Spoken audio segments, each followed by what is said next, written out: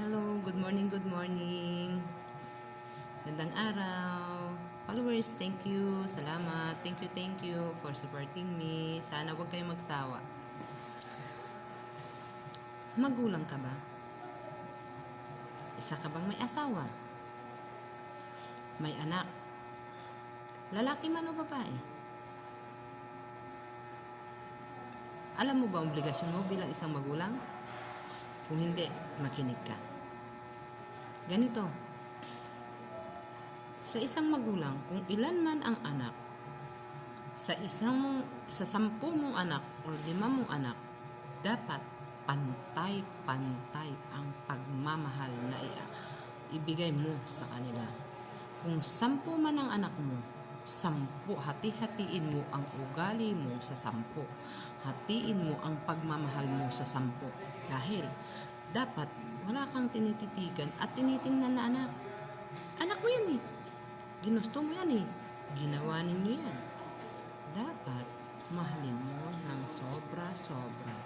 Nang higit pa kung maaari sa buhay mo.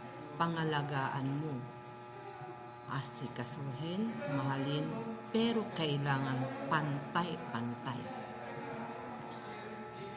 Huwag kang magpapakita sa anak mo na may tinitingnan ka at tinititigan. Yung isang mahal mo, halimbawa, meron kang anak na nangangailangan ng mas higit na pagmamahal.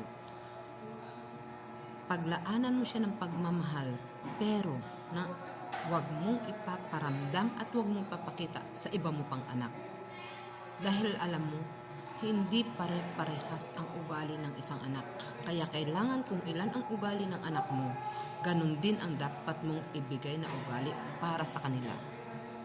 Kailangan pantay-pantay at kaya mong basahin ang ugali ng bawat isa sa mga anak mo para hindi kayo walang gulo, hindi nagtatampo.